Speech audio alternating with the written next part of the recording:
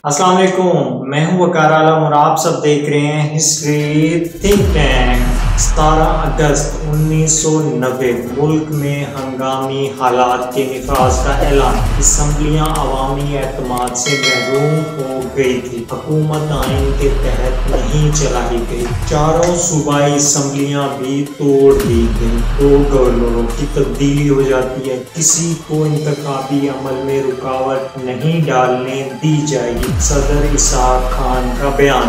24 अक्टूबर 1990 को आम इंतखाबात होंगे। पाकिस्तान पीपल पार्टी के बानी अरकान में से एक को निगरान वजीर आजम बना दिया जाता है, वही जो कभी जुल्फकार अली भुट्टो के करीबी साथी थे। जानिबदारी का ये आलम कि 9 सियासी जमातों IJI इस्लामी जमहूरी इत्तेहाद के सरबराह थे। 1990 के इंतखाबात के बाद वजीर आजम बनने की ख्वाहिश रखते थे, मगर लाडले उस वक्त कोई और बन चुके थे। 140 मिलियन रुपए की क्या दास्तान थी। एक रिकॉर्ड उनके घराने के नाम भी है। मुल्क पाकिस्तान के पहले निगरान वजीर आजम, दोहरी शहरियत रखने वाले। मैं बात कर रहा हूँ साबिक निगरान वजीर आजम गुलाम मुस्तफा जतोई की। तो चलें शुरू करते हैं।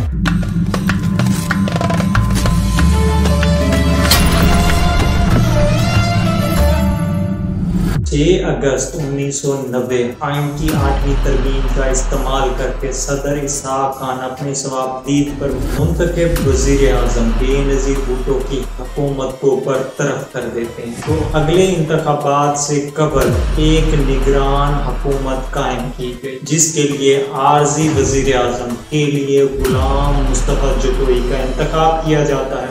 जानिबदारी का ये आलम था कि गुलाम मुस्तफा जतोई 9 सियासी जमातों के इस्लामी जमहूरी इत्तेहाद IJI के सरबराह थे, और ये वही थे जिसने 1988 के इंतखाबात में बेनजीर से मुकाबला किया। पाकिस्तान के पहले निगरान वजीर आजम, और दूसरी तरफ 12वें नंबर पर आते हैं वजीर आजम की लिस्ट में पाकिस्तान। 7 अगस्त 1990 रोजनामा जंग में खबर छपती, कौमी असम्बली तोड़ दी गई है। 24 अक्टूबर 1990 को इंतखाबात होंगे। गुलाम मुस्तफा जतोई को निगरान वजीर आजम बना दिया गया। 2 गवर्नरों को तब्दील कर दिया जाता, और 2 गवर्नरों को तब्दील नहीं किया जाता, जिनमें होते हैं गवर्नर बलूचिस्तान मूसा खान और गवर्नर सरहद आमिर गुलिस्तान जंजो।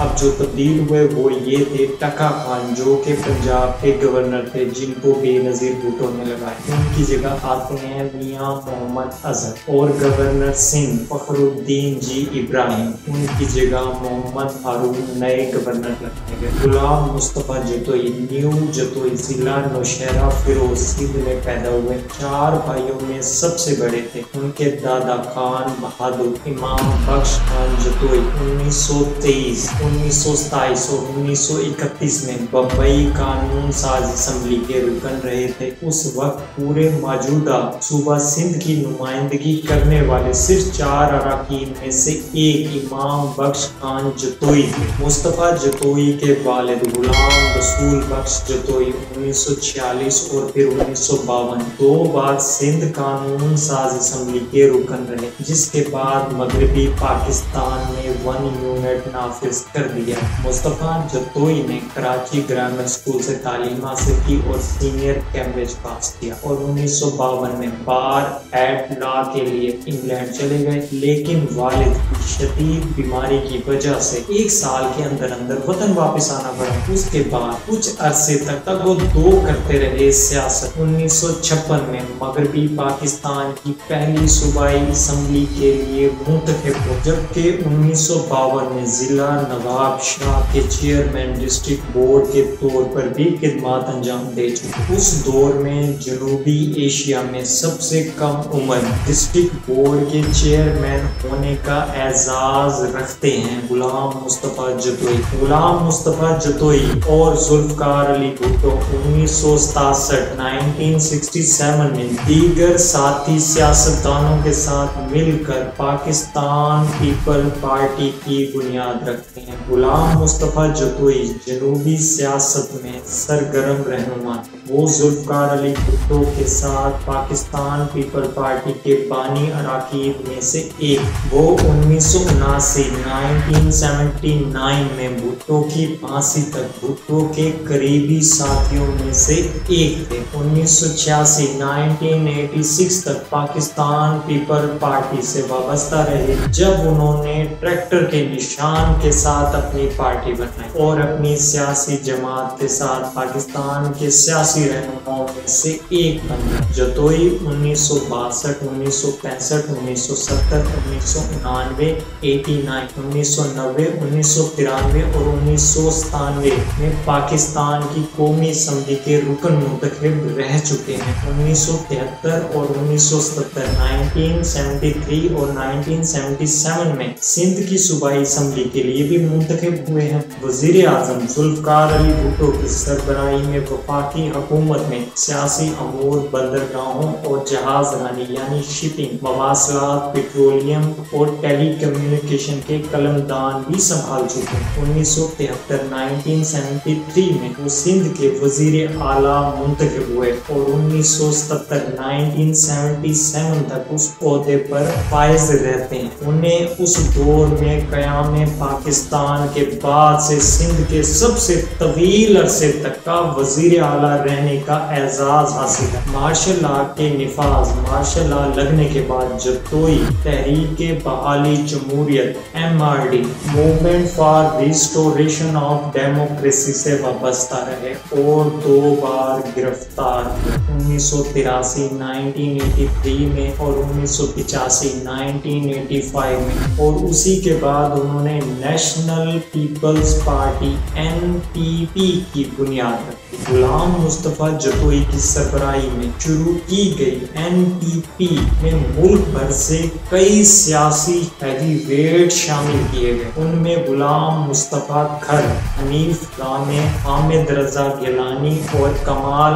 اظہر شامل تھے۔ ایک پرکشش منشور تیار کیا گیا اور اس وقت پاکستان پیپل پارٹی کی گرتی ہوئی مقبولیت سے جتوئی کی پارٹی کو اہمیت حاصل ہونے کی امید تھی۔ NPP نیشنل پیپل پارٹی اور PML پاکستان مسلم لیگ نے اس وقت جنیجو کی سربراہی میں 7 دیگر سیاسی جماعتوں کے ساتھ اسلامی جمہوری اتحاد IJI کے پلیٹ فارم سے 1988 کے انتخابات میں حصہ لیا۔ PP کے مقابلے پاکستان پیپل پارٹی نے مقابلہ جیت لیا، مگر سادہ اکثریت کے ساتھ۔ وہ بہت کم اکثریت تھی جو میں بے نظیر بھٹو کی ویڈیو میں بتا چکا ہوں۔ جتوئی 1988 میں قائم ہونے والی اسلامی جمہوری اتحاد IJI کے بانی صدر تھے اور IJI کا سلوگن تھا 9 ستارے بھائی بھائی بے نظیر تیری شامت آئے۔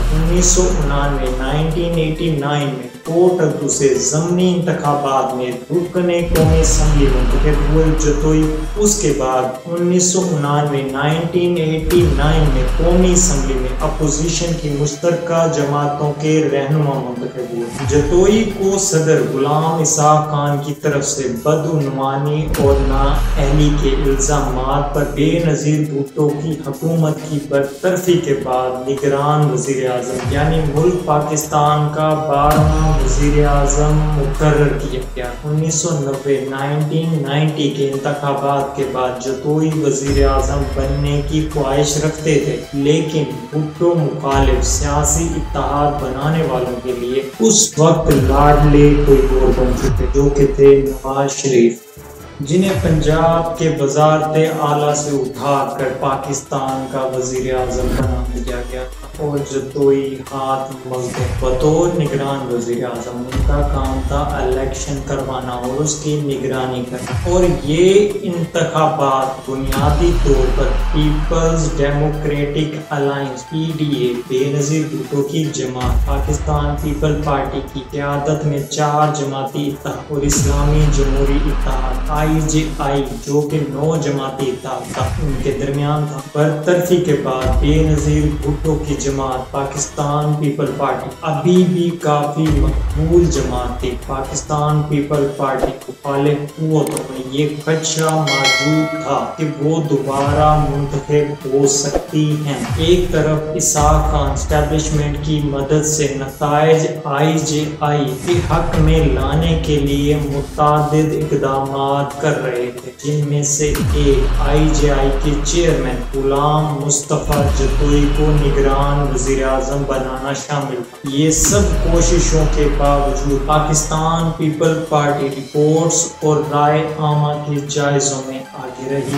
1988 की मुहिम के दौरान किए गए वादों को पूरा करने में नाकामी पर अदम इत्मीनान मौजूद था बेनज़ीर के खिलाफ। पाकिस्तान पीपल पार्टी के दौर में लाकानूनियत बदगुमानी के इल्ज़ामात भी बहुत ज़ेरे गर्दिश रहे, जो पाकिस्तान पीपल पार्टी की साख को बहुत मुतासिर कर रहे हैं। जबकि दूसरी तरफ इलेक्शन मुहिम के आगाज तक रिपोर्ट्स ये बता रही थी कि बेनज़ीर भुट्टो और PDA मजबूत पोजीशन में है, क्योंकि निगरान हुकूमत उनके खिलाफ किसी भी इल्ज़ामात को साबित करने के लिए खातिर खास सबूत पेश करने में नाकाम रही। इलेक्शन के नताइज IJI के लिए हैरत अंगेज फतह की सूरत में थे। 207 में से 111 जनरल नशिस्तों पर कामयाबी हासिल होती है IJI को, और 10 अक़लीती मखसूस नशिस्तें भी मिलती हैं IJI। दूसरी तरफ पाकिस्तान पीपल पार्टी और उसके इत्तेहादी PDA सिर्फ 44 सीटों पर कामयाबी हासिल कर पाते, बेनज़ीर अपोजिशन लीडर बने, जबकि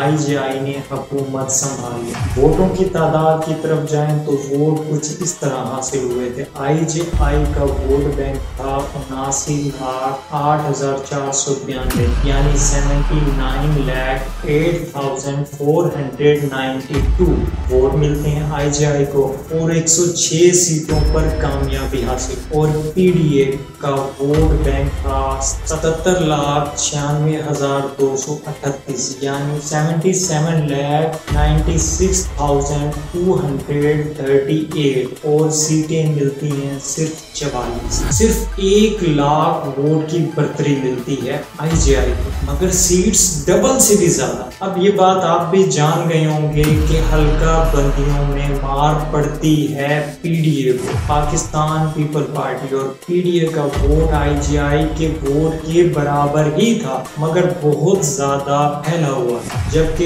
IJI का वोट बैंक इलाके के हिसाब से एक जगह बटा हुआ नहीं था, जो IJI को फायदा दे गया। जबकि IJI ने जितनी भी सीटें जीती ज्यादातर बहुत कम मार्जिन से जीती। अब कुछ किरदार अहम है। 1990 के इलेक्शन में सदर इसाक खान, साबिक फिजाइया के सरबराह Asghar Khan, general Mirza Aslam Baig, chief of army staff lieutenant general Asad Durrani, ISI के director general Yunus Khan, HBL के चीफ एग्जीक्यूटिव। अब आते हैं 140 मिलियन के ऊपर, जो शुरू होती है 1990 में इंतखाबात में IJI बनाने और बेनज़ीर भुट्टो की पाकिस्तान पीपल पार्टी को इक़्तिदार में आने से रोकने के लिए 140 मिलियन रुपए खर्च किए गए। असद दुरानी के बयाने हल्की पर मबनी था। ISI के डायरेक्टर जनरल ऐवान सदर में एक इलेक्शन सेल कायम किया गया, जो मनपसंद उम्मीदवारों और सियासी जमातों के एक ग्रुप को माली इमदाद फराहम करने के लिए काम करता है। ये सब इसलिए किया गया था ताकि इंतखाबी अमल के मतलूबा नताइज हासिल किए जा सके। उस इलेक्शन सेल को जनरल मिर्जा असलम बेग, जो आर्मी चीफ थे, उस वक्त के डायरेक्टर ISI असद दुरानी, उस इलेक्शन सेल की मदद करते हैं। मोहम्मद यूनुस हबीब, उस वक्त हबीब बैंक लिमिटेड के चीफ एग्जीक्यूटिव, सरकारी खजाने से 140 मिलियन रुपए का बंदोबस्त करते हैं, जिनमें से 60 मिलियन रुपए सियासतदानों में तकसीम किए जाते हैं। ये सब हो तो गया था, मगर बात खुलती है air marshal retired Mohammad Asghar Khan की तरफ से दरखास्त देने पर। 1996 में जब वो केस फाइल करते हैं अदालत में کیس چلتا ہے اور اس کا فیصلہ آتا ہے 2012 میں 2012 میں فیصلہ، جس میں ٹوٹل 30 افراد نامزد ہوتے ہیں۔ ایف آئی اے کے ڈائریکٹر جنرل بشیر میمن عدالت کو آگاہ کرتے ہیں ایف آئی اے کی تحقیقات میں 140 ملین روپے کو 15 بینکوں سے 6 بے نامی اکاؤنٹس میں جمع کروانے کے لیے استعمال کیا گیا، جو کچھ سیاستدانوں اور صحافیوں میں تقسیم کیے جا سکے۔ ان کے تفتیش کاروں نے نواز شریف، عابدہ حسین، جاوید ہاشمی اور غلام مصطفیٰ کھر سمیت کئی متعدد سیاستدانوں کے بیانات ریکارڈ کیے، جنہوں نے مبینہ طور پر رقم وصول کی تھی، جبکہ ان سب سیاستدانوں نے اس الزامات کی تردید کی، جبکہ دورانی اور بے کی درخواستوں سے تحقیقات میں رکاوٹیں بھی پیدا ہوتی ہیں، جس میں دعویٰ کیا گیا تھا کہ وہ غلطی پر نہیں تھے کیونکہ انہوں نے فنڈز کی تقسیم میں جو کردار ادا کیا وہ سربراہ مملکت صدر پاکستان کی خدمت میں تھا، اور اسحاق خان تو وفات پا چکے تھے تب تک۔ اب مرے ہوئے انسان سے کوئی کیا سوال پوچھے۔ اب آتے ہیں عدالت کے فیصلے کی طرف۔ عدالت کا فیصلہ کچھ یوں تھا۔ 1996 میں اصغر خان کی درخواست پر عدالت ان الزامات پر غور کرنے کے بعد فیصلہ جاری کرتی ہے۔ 1990 کے انتخابات میں دھاندلی کی نشاندہی کے کافی ثبوت ہیں۔ سیاسی سیل پاکستان پیپل پارٹی کی جیت کو روکنے کے لیے آئی جے آئی کی قیام کی حمایت کرنے کے لیے اسحاق خان کے زیر انتظام بنایا گیا۔ اسحاق درانی بیگ نے آئین کی خلاف ورزی کی۔ وفاقی حکومت کو آئین کے تحت درانی، اسلم بیگ اور اسحاق کی خلاف ورزیوں پر آئین کے تحت ضروری اقدامات کرنے چاہیے۔ خلاف قانون ان کو سیل بنانے کا اختیار نہیں تھا۔ ساتھ ہی ساتھ یونس حبیب کے خلاف بھی قانونی کارروائی کرے۔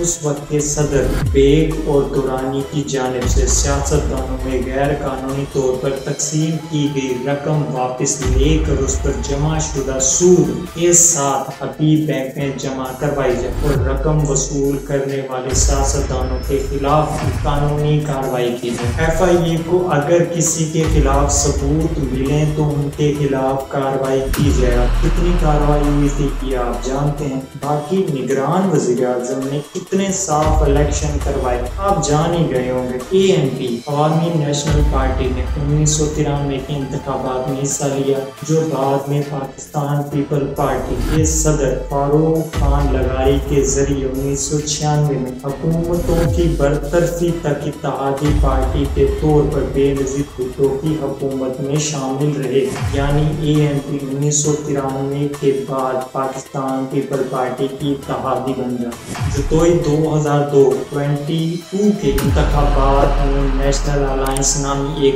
نئے گروپ میں اہم پارٹنر تھے، جس کی سربراہی جتوئی نے کی۔ قومی اتحاد نے قومی اسمبلی کی 16 اور سندھ اسمبلی کی 16 اور سینٹ کی 3 نشستیں حاصل کی۔ 1993 میں نواز شریف کی برطرفی کے لیے حکومت کے خلاف تحریک شروع کرتے ہیں، جس میں یہ اپوزیشن یعنی پاکستان پیپل پارٹی کے ساتھ مل کر تحریک شروع کرتے ہیں، جس کے نتیجے میں 1993 میں نواز شریف برطرف ہو جاتے ہیں۔ 2008 کے الیکشن میں ان کے بیٹے غلام مرتضیٰ جتوئی NA 211 نوشہرہ فیروز 1 سے NPP نیشنل پیپل پارٹی کے بینر تلے الیکشن جیتے ہیں۔ قومی اتحاد کے بینر تلے ان کے دوسرے بیٹے عارف مصطفیٰ جتوئی سابق وزیر خوراک اور تیسرے بیٹے مسرور جتوئی سابق وزیر زراعت PS 19 اور PS 23 کی نشستوں پر کامیابی حاصل کرتے ہیں۔ سب سے چھوٹے بیٹے سینیٹر آصف مصطفیٰ جتوئی خاندان کے نام ایک ریکارڈ قائم ہوا، جس میں 4 بیٹے بیک وقت تینوں قانون ساز فورمز یعنی صوبائی اسمبلی، قومی اسمبلی اور سینٹ میں موجود تھے۔ دوہری شہریت رکھنے والے غلام مصطفیٰ جتوئی 20 نومبر 2009 کو لندن میں طویل عدالت کے بعد 78 سال 78 ایئر کی عمر میں انتقال کر اور ایک اور وزیر اعظم دنیا سے رخصت ہو گئے۔ اب تک کے لیے اتنا ہی، اجازت مجھے، ملتے ہیں اگلی ویڈیو میں۔ اللہ حافظ۔